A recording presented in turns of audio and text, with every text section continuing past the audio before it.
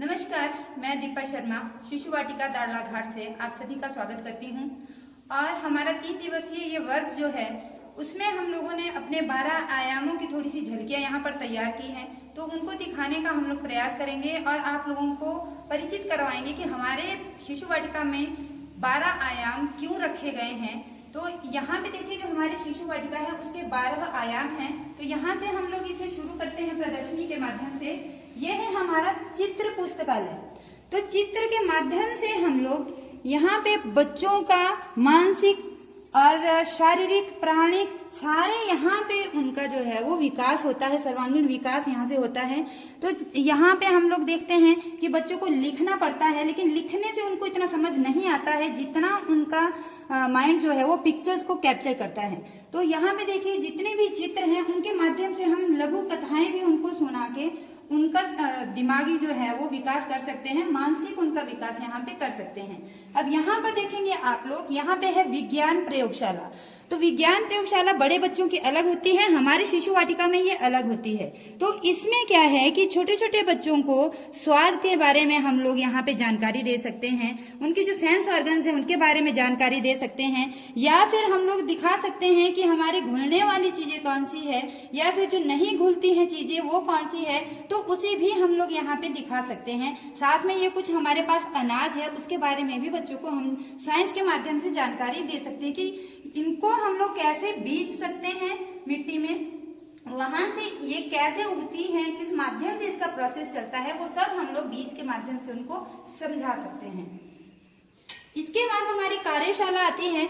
तो कार्यशाला में यहाँ पे देखिए बच्चों के लिए बहुत सारा यहाँ पे काम होता है, जहाँ पे वो बहुत ही इंटरेस्टिंग तरीके से ये सीखते हैं और अपने आप ये काम करने में सक्षम होते हैं। तो यहाँ पे सबसे ज्यादा इंटरेस्टिंग बच्चों के लिए यही कार्यशाला का काम रहता है, क्योंकि देखिए बच्चों को मिट्टी से यहाँ पे खिलौने बनाने सिखाए जाते हैं और बच्चे बहुत ही आनंद यहाँ पे महसूस करते हैं, क्योंकि देखिए बच्चे हैं वो मिट्टी के साथ ज्यादा यहाँ पे फ्रेंडली होते हैं। तो मिट्टी और पानी के मिश्रण से जब वो यहाँ पर खिलौने बनाते हैं छोटे छोटे, तो उनका जो है वो, अब यहाँ पे देखिए जो हमारा आयाम है अगला वो है कलाशाला। तो कलाशाला में बच्चों को आर्ट एंड क्राफ्ट या फिर हमारा ड्राइंग हो गया, तो इसके बारे में बच्चों को कागज की कटिंग हो गई, तो ये सभी हम लोगों के यहाँ पे कलाशाला में आते हैं, जिसमें बच्चे जो है बहुत ज्यादा रुचि लेते हैं। और यहाँ से बच्चों का शारीरिक भी विकास होता है, मानसिक भी विकास होता है, बौद्धिक भी विकास होता है, हर तरह से उनका यहाँ पर विकास होता है।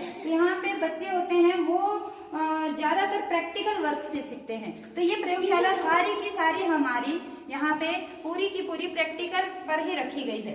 अब यहाँ पे हमारा जो आयाम है वो है वस्तु संग्रहालय। तो वस्तु संग्रहालय में आजकल की न्यू जनरेशन है उनको पता नहीं है कि पुराने जमाने में हम लोग किन किन चीजों का यूज करते थे।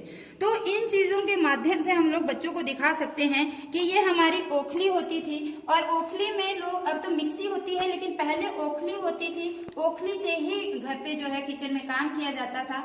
और ये कुछ हमारे मिट्टी के बर्तन होते थे जिनमें मिट्टी के बर्तन से ही घर पे खाना वाना जो भी है सब कुछ बनाया जाता था, पकाया जाता था। और ये देखिए हमारा ताम्र का यहाँ पे एक बर्तन है, तो ये पुराने जमाने का बर्तन है, आज के जमाने में ये बच्चों को बड़ी मुश्किल से देखने को मिलता है।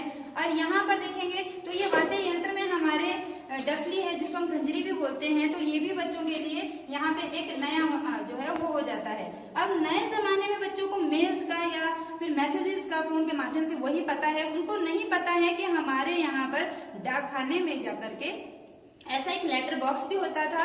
तो ये सारी चीजों का ज्ञान हम लोग यहाँ पे बच्चों को वस्तु संग्रहालय के माध्यम से करवाते हैं। और देखिए यहाँ पर हमारा जो अगला आयाम है वो है रंगमंच। तो रंगमंच में हमारा बहुत ही यहाँ पे इंटरेस्टिंग रहता है। तो यहाँ पे जितने भी हमारे रंगमंच में कोई भी हम लोग स्टोरी सुनाते हैं, कविताएं सुनाते हैं, तो उसकी कठपुतलियां हो गई या ऐसे पपेट्स हो गए, ये सारे हमारे यहाँ पे रंगमंच में काम आते हैं। और यहाँ पे जैसे आप नीचे देख सकते हैं यहाँ पे तबला है, खंजरी है और ढोलक है। तो इसी तरह से और भी वाद्य यंत्र हमारे पास रहते हैं, जो कि बच्चों के लिए यहाँ पे बहुत ही आसानी रहती है उनको हर चीज समझने में। और स्टोरी ऐसी चीज होती है जो कि उनके दिमाग में परमानेंट बैठ जाती है, उसके माध्यम से उनको ज्ञान जो दिया जाता है वो उनकी मेमोरी में परमानेंट बैठ जाता है। नेक्स्ट जो हमारा आयाम रहता है वो है हमारा चिड़ियाघर। चिड़ियाघर में जैसे छोटे बच्चे हैं, अगर वो चिड़ियाघर नहीं जा पाए हैं तो उनको हम लोग इस तरह से खिलौनों के माध्यम से भी पशु पक्षियों का ज्ञान दे सकते हैं। उनको बता सकते हैं कि कौन से जानवर हैं जो कि मांस खाते हैं, या कौन से जानवर हैं जो कि घास खाते हैं, और कौन से जानवर हैं वो सिर्फ जंगल में रहते हैं, और कौन से जानवर हैं जिनको हम पाल भी सकते हैं और वो हमारे काम भी आ सकते हैं। तो ये सारी चीजें हम लोग उनको चिड़ियाघर के माध्यम से जानकारी यहाँ पर दे सकते हैं। अब यहाँ पर देखिए हमारा बगीचा, ये नेक्स्ट आयाम है हमारा। तो ये जो बगीचा है इसमें हम लोग अलग अलग पिक्चर्स के माध्यम से भी बता सकते हैं, और बच्चों को बाहर अपनी जो हमारी वाटिका, लघु वाटिका होती है, तो उसके माध्यम से भी बच्चों को अलग अलग पौधों से यहाँ पे अवगत करवा सकते हैं कि हमारे कौन कौन से पौधे होते हैं। कोई कोई पौधे ऐसे होते हैं जिनसे दवाइयां भी बनती हैं। बच्चों को सिर्फ गोली का पता है कि हाँ दवाई में सिर्फ गोली आती है, लेकिन वो गोलियां उनको मिलती कैसे है, वो बनती कहाँ से है, वो जड़ी बूटियां कौन सी है। तो ये पौधों के माध्यम से, ये पुदीना हो गया, और ये हमारा अनार हो गया, ये हमारी भेड़ी हो गई। तो ये जो है वो सारा सब कुछ हमारा यहाँ पे हम लोग यहाँ प्रैक्टिकल रूप में उनको समझाएंगे, तो वो ज्यादा उनको रट्टे से हटा के प्रैक्टिकल में लाएंगे तो उनको ज्यादा समझ में आएगा। ये देखिए हमारा आदर्श घर, तो ये घर है, ये भी हमारा एक आयाम है यहाँ पर। तो घर में, आदर्श घर में होना क्या चाहिए? सबसे पहले साफ सफाई होनी चाहिए। घर में हम लोग हिंदू हैं तो यहाँ पे एक हमारा मंदिर होना चाहिए। तो मंदिर में हमारे जो भी हमारे इष्ट हैं, जो भी देवी देवता हैं, उनकी पूजा हम लोग किस तरह से करते हैं, हमारा घर किस तरह से व्यवस्थित है, और किचन में हम लोगों ने अपना सामान कैसे व्यवस्थित ढंग से रखा है, जहां से सामान उठाया है वो सामान वहीं पर रखा गया है कि नहीं रखा गया है। तो इस तरह से हम लोग बच्चों को अपने घर में कैसे रहना है, तो उसके लिए भी हम लोग यहाँ पे मोटिवेट कर सकते हैं। और घर में क्या क्या उनकी चीजें हैं उसके बारे में भी उनको ज्ञान हो जाएगा कि किचन में जाएंगे तो रसोई घर में उनके क्या क्या सामान होता है।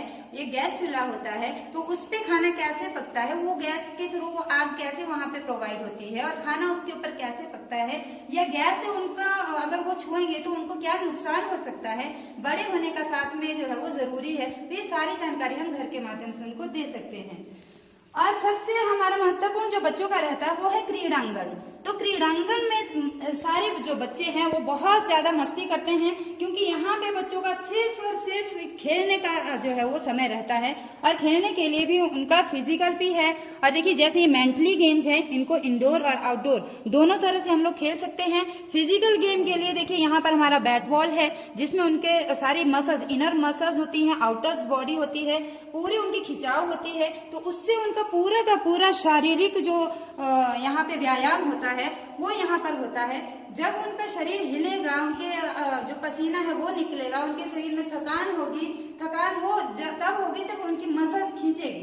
तो ये सारी गेम्स उनके लिए है, इंडोर भी है, आउटडोर भी है, समूह में भी खेल सकते हैं, अकेले अकेले भी खेल सकते हैं। तो उनका शारीरिक भी यहाँ पे मसल्स भी पक्की होंगी, उनका मेंटल जो है स्टेटस वो भी इसमें बढ़ जाएगा। तो ये प्रॉपर तरीके से यहाँ पर इनका खेलने का रहता है। अब आगे का आयाम जो है वो है तरण ताल।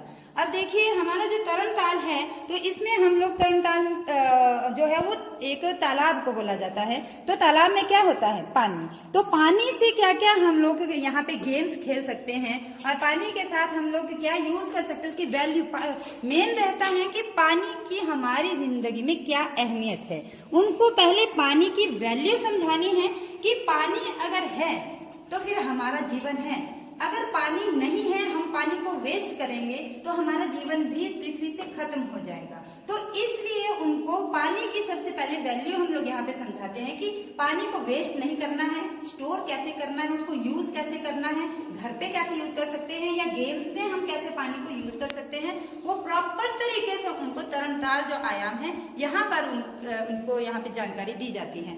नेक्स्ट देखेंगे आप, यहाँ पर है हमारी प्रदर्शनी। तो प्रदर्शनी में हमारा क्या रहता है कि यहाँ पे जितने भी हमारे आयाम हैं तो उनमें जितनी भी चीजें हैं तो ये सारी जानकारी बच्चों को एक ही जगह पर दी जाती है। जैसे कि यहाँ पर वस्तु संग्रह में छाता था तो यहाँ पे भी आपको एक छाता देखने को मिलेगा। तो यहाँ पे देखिए आर्ट एंड क्राफ्ट में हमारे पैम्पलेट्स बने हुए थे, तो यहाँ पर भी आपके डिस्प्ले कार्ड्स बने हुए हैं। और देखिए मंदिर में पूजा के लिए चाहिए होती है हमें जोत, तो यहाँ पर भी आपको जोत मिलेगी। ये पूरा जो है हमारा प्रदर्शनी में रहता है। तो यहाँ पे हम लोग कंक्लूजन निकालते हैं बच्चों का कि जो हमारे इसके पीछे के 11 के 11 आयाम थे उसमें बच्चों ने क्या सीखा, ये हमारा 12वां आयाम जो है वहां पे पूरा कंक्लूजन निकलता है कि बच्चों का मानसिक विकास हुआ कि नहीं हुआ, उनका बौद्धिक विकास हुआ कि नहीं हुआ, शारीरिक विकास उनका कितना रहा, या उन्होंने अगर गेम्स खेली नहीं है तो और जिन बच्चों ने गेम्स खेली है उनमें क्या डिफरेंस रहा है, उनमें कोई बीमार रहा है या बीमारी कम हुई है कि ज्यादा हुई है, पूरा कंक्लूजन हमारा यहाँ पे आके उनका निकल जाता है। तो धन्यवाद। अभी हम लोग वर्क को जारी रखते हुए फिर से हाजिर होंगे। Thank you.